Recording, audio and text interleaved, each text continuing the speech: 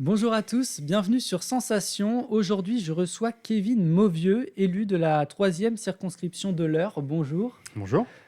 Ensemble, nous allons parler de tous les problèmes qui touchent les Français dans cette fin d'année.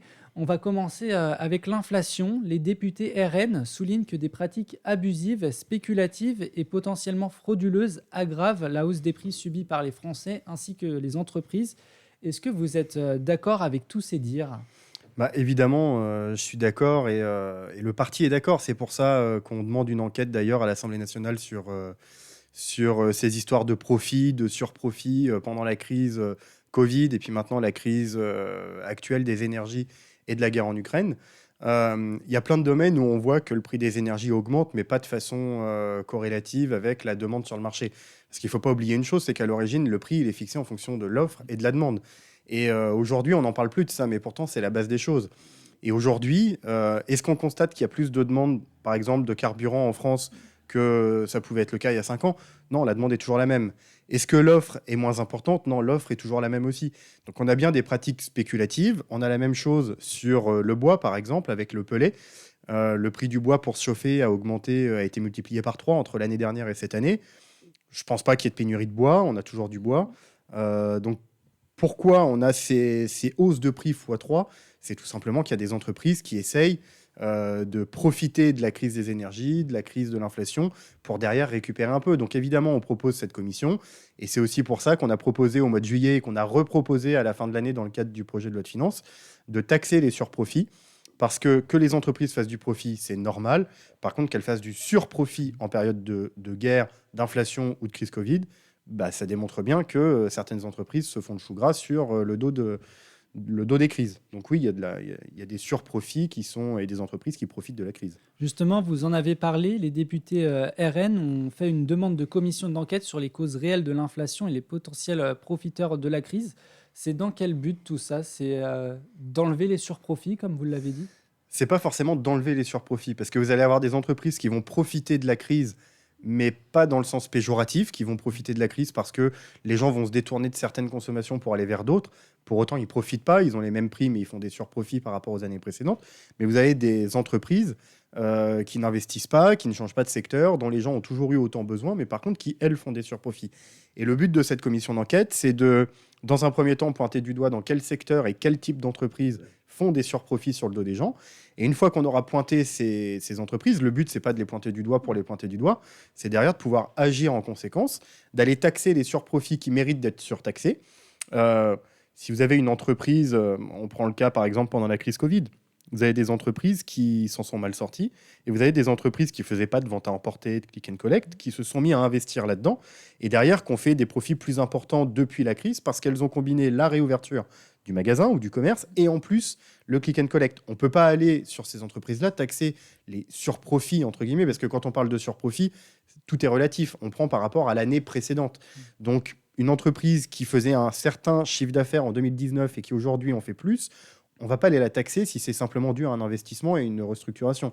Par contre, quand vous avez une entreprise, par exemple, comme Total, une entreprise comme Total qui, avant la crise, après la crise, a un différentiel de profit énorme, alors qu'elles vont la même chose aux mêmes personnes, c'est bien que là, il y a eu du profit. Donc nous, ce qu'on veut, c'est, avec cette enquête, bien mettre l'accent sur les entreprises qui profitent sans forcément le mériter de la crise, de l'inflation et du problème de pouvoir d'achat des Français, pour derrière ensuite pouvoir flécher les taxations vers ces entreprises-là et rendre leur argent aux Français. Et quelles sont les solutions que propose le Rassemblement national vis-à-vis de cette hausse des prix? Alors sur la hausse des prix en général ou En sur les général, surprofits oui. Sur la hausse des prix en général, nous, notre définition, elle est simple. Pour tout ce qui est produits énergétiques, donc carburant, pellet, fuel, gaz, électricité, déjà, il faut passer la TVA à 5,5%. Ces biens-là, ce sont des produits de première nécessité. Se chauffer, c'est pas pour le plaisir. Conduire, dans notre région, il y a des endroits où c'est pour le plaisir, mais dans notre région, avoir une voiture, c'est pas pour le plaisir, c'est pour aller travailler, c'est pour aller se soigner. Se chauffer, donc on l'a dit. Avoir du gaz pour pouvoir se faire à manger, c'est vital. Donc tous ces éléments-là, ça doit être taxé à 5,5%, qui est la TVA utilisée sur les produits de première nécessité. Donc on doit passer à cette TVA-là. Pour vous donner à titre d'exemple, on a en ce moment la remise carburant qui s'arrête petit à petit à la pompe. On est passé de 30 centimes à 10 centimes. On a perdu 20 centimes et on n'aura plus de remise à partir du 1er janvier. Si vous passez la TVA à 5,5% et que vous annulez aussi la hausse de la taxe qu'Emmanuel Macron a fait voter pendant son premier quinquennat sur l'essence, vous récupérez entre 30 et 50 centimes selon le type de carburant. Donc au final, la remise, elle est très largement récupérée si on fait ça. Et ça, c'est une mesure pérenne. Donc il faut baisser les taxes et sur l'alimentaire aussi, faire un panier de 100 produits de première nécessité, des pâtes, du lait pour enfants, du pain. Et sur ces produits de première nécessité, d'hygiène et d'alimentation, passer à la TVA à 0% pour refaire gagner quelques centimes et venir compenser ce que l'inflation est en train de créer. Mais j'insiste sur une chose, c'est que pour les produits alimentaires, il s'agit d'une mesure de crise, pas d'une mesure pérenne. Donc une fois que l'inflation revient à un niveau normal, on remet la TVA à 5,5% qui est actuellement, de sorte de ne pas non plus perdre trop et trop longtemps. Et donc, à côté de l'inflation, il y a également la crise de l'énergie. Là aussi, des solutions sont prises. Le chef de l'État a demandé à tout le monde de faire un effort, mais est-ce qu'on peut réellement demander aux Français de mettre le chauffage à 19 degrés? Ben, évidemment que non. Demander aux gens de faire des efforts, c'est même c'est indécent. On va dire que c'est indécent. Parce que quand vous avez... Là, je vais prendre un exemple tout bête. Il y a 2 semaines, je suis allé à Cerquigny, donc pas très loin de Bernay. Je suis allé à Cerquigny rendre visite à des habitants d'une habitation Mon Logement 27, d'un immeuble Mon Logement 27, qui ne remet pas en route la chaudière à fioul pour chauffer les appartements. Donc, on leur a distribué des petits grille-pains à mettre dans les appartements. Déjà, cette situation est indécente, mais ce sont des personnes qui payent des loyers exorbitants par rapport à leurs revenus. Dans le loyer, ils payent des charges pour se chauffer. Et là, on va leur dire qu'en plus, il va falloir doubler la facture d'électricité parce que finalement, le chauffage, ce sera le grille-pain. À quel moment, quand on est président de la République, on va voir ces gens-là et on leur demande de moins se chauffer? Moi, quand je suis allé les voir, il y avait une dame au rez-de-chaussée, elle vit avec sa doudoune sur elle. Elle ne peut pas moins se chauffer. Donc il faut arrêter toujours de prendre les Français, au final, pour les boucs émissaires. Ils sont responsables de tout. Voilà. La réalité, c'est que sur les 5 dernières années, on a fermé des centrales nucléaires. On a laissé le prix de l'électricité indexé sur le prix du gaz et on est resté dans le marché européen de l'électricité. Et ce sont ces éléments-là qui font qu'aujourd'hui, les prix de l'énergie ont, je ne veux pas dire triplé, parce que triplé, c'est pour le bois, mais l'électricité, on est passé de 45 euros le mégawattheure, on a même eu un pic à 1000 euros en début d'année le mégawattheure. Donc c'est sans commune mesure. Donc, il faut sortir du marché européen de l'électricité, il faut désindexer l'électricité du gaz, et il faut absolument investir sur le nucléaire, rouvrir des centrales nucléaires, entretenir les centrales nucléaires. L'éolien, le solaire, ça peut être des solutions, mais qui ne fonctionneront pas aujourd'hui, l'année prochaine ou dans 2 ans, parce que ça demande du temps. Donc pendant ce temps-là, on ne peut pas dire aux gens, ne vous chauffez plus, parce qu'on n'a pas le courage d'investir dans de l'éolien, dans le nucléaire. Il faut du nucléaire.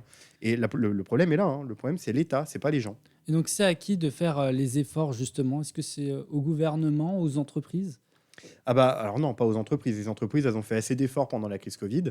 Là, l'effort, il est à faire au niveau étatique. C'est au gouvernement de trouver les solutions pour que les Français puissent vivre dans un pays civilisé et moderne.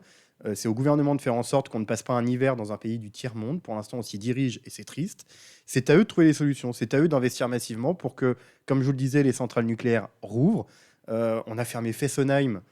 Fessenheim n'était pas morte. On aurait très bien pu laisser la centrale ouverte ou faire quelques travaux pour la maintenir. Il a été décidé de la fermer. C'est un exemple typique. Donc il faut absolument investir dans le nucléaire. Il y a des pays, notamment les pays nordiques et la Chine, qui ont fait de la recherche au niveau du nucléaire, qui ont trouvé une nouvelle technologie qui s'appelle le thorium. Alors, pour rapidement faire le différentiel et que les gens comprennent pourquoi c'est important d'investir dans le nucléaire et dans la recherche, c'est que si on avait investi dans la recherche et qu'on avait investi dans la recherche sur le thorium, contrairement à l'uranium qui est utilisé dans les centrales nucléaires actuelles, il est beaucoup moins radioactif, il est beaucoup, beaucoup moins long à recycler, entre guillemets, beaucoup moins polluant et beaucoup moins dangereux. Alors, il produit moins d'électricité, donc avec une centrale, vous faites un peu moins de logements qu'avec une centrale nucléaire actuelle, mais ça se construit vite, ça se recycle bien, c'est productif, c'est décarboné et ça coûte pas cher. Les pays nordiques le font, la Chine le fait. Eh ben, si la France avait investi sur 5 ans, on aurait du thorium et on pourrait dire allez, on ouvre rapidement des centrales nucléaires. Les gens, il faut qu'ils aient conscience de ça. Donc c'est au gouvernement de trouver les solutions. Le gouvernement nous dit qu'il va vendre du gaz à l'Allemagne. Ça aussi, c'est aberrant. On demande aux Français de moins se chauffer parce qu'on n'a pas assez de gaz, on n'importe plus de gaz de la Russie. Mais on va donner de notre gaz à l'Allemagne. on marche Ouais, sur la c'est tête. Donc c'est au problématique. gouvernement de trouver la solution. Exactement. Merci Kevin Mauvieux d'avoir été avec nous sur Sensation. Je rappelle que vous êtes élu de la 3e circonscription de l'Eure. Et pour réécouter ou revoir cette émission, vous pouvez vous rendre sur votre site internet ou application Radio Sensation.